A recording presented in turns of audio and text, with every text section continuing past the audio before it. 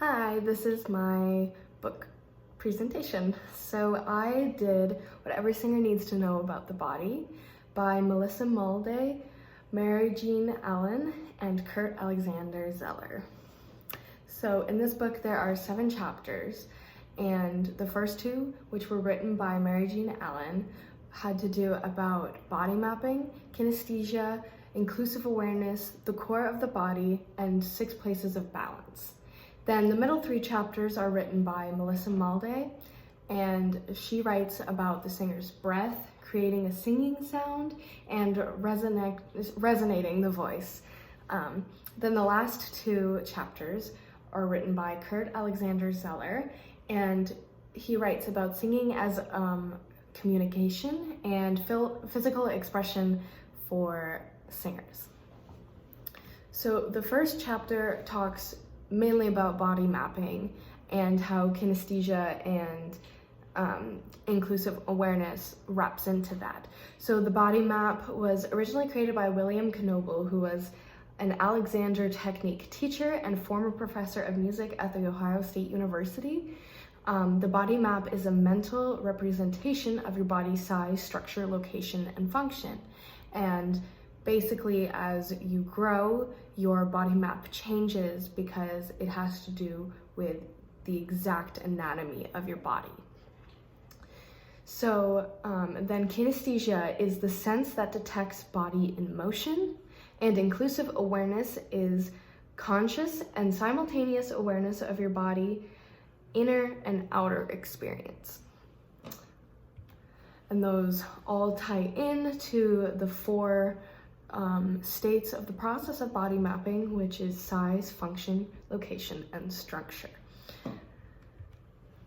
Chapter 2 is the core and 6 places of balance. So your core is the weight-bearing portion of your spine and your body's support and weight delivery system. So it's mainly just talking about how your spine takes on the majority of your weight when you're standing and singing. And it explains a lot about how to keep that alignment with every other relation to other body parts. And then finding the core and utilizing it will benefit you greatly, including your muscles releasing unnecessary tension, your body becoming more flexible, and breath management becoming a lot easier as you are freeing up a lot more space when you realize the amount of space you have. Then the places of balance are the AO joint, the thorax in relation to the lumbar spine, the hip joints, the knee joints, the ankle joints, and the arm structures. The 3rd chapter is about breathing. So singers are not average breathers because they don't only live to breathe, they breathe to sustain notes and tone.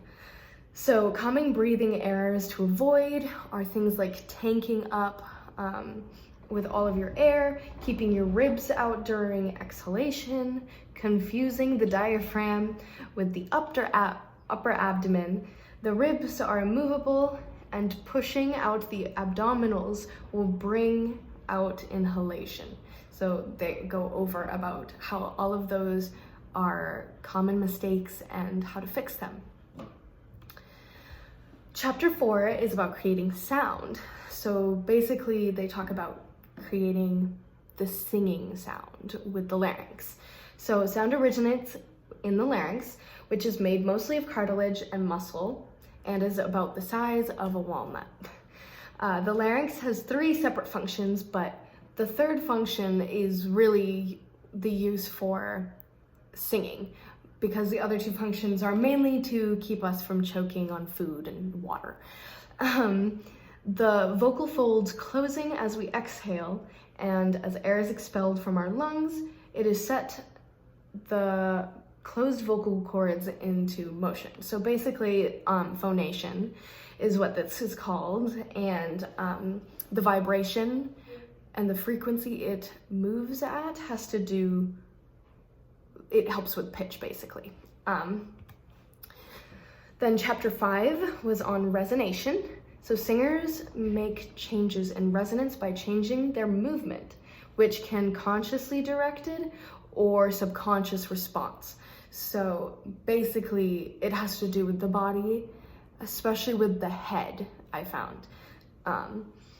But there are 9 movable structures that affect the shape of your resonator, and those are the skull, along with the muscles that move it, the pharyngeal constrictors, the mandible, along with the muscles that move it, the tongue, the velum, the buccinators, the orbicularis oris muscles, the larynx, along with the muscles that move it, and the araepiglottic sphincter. Sorry, that was a mouthful.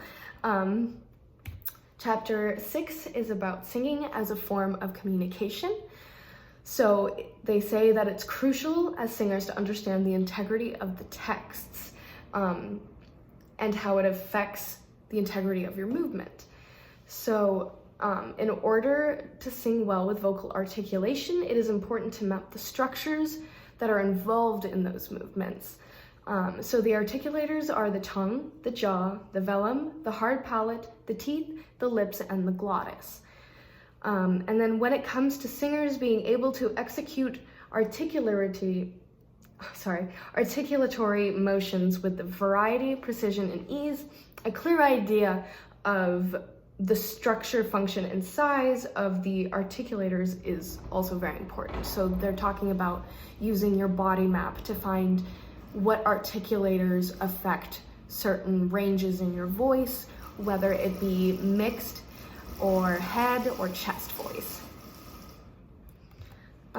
Chapter 7 was about physical expression, and they talk about the expectation that singers are not only to present beautifully orally, but beautifully physically as well. Like visually, they want to be just as appealing as they sound. So because singers present text, audiences immediately perceive them differently than they do instrumentalists, because instrumentalists don't get up and basically put on a show with their bodies as well as the instrument. And they don't have specific words that trigger certain emotions or feelings to audiences.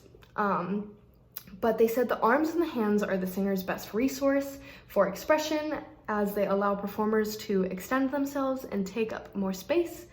And the legs are also a great asset in physical expression, as you can walk around stage, or you can sit, you can get into certain positions that help along with the story. When it comes to facial expressions, the movements of the muscle of the face are key indicators of human emotion and attitude. So basically, the muscles in our faces are great assets when it comes to expressing emotion. And so my takeaway from this 350-page book in a short presentation is that this book goes into the science of the body as well as the voice, and it leaves you knowing more than you thought you could about your voice and your body and how it all connects. And I recommend this book to anyone who wants to do a deep dive into their body and how it has a pattern of connection when it comes to singing, because every part of your body is included with performance, at least. And this book is very helpful and super intriguing, and at the same time you want to fully optimize your body, then I definitely recommend this book. And that is it. Thank you.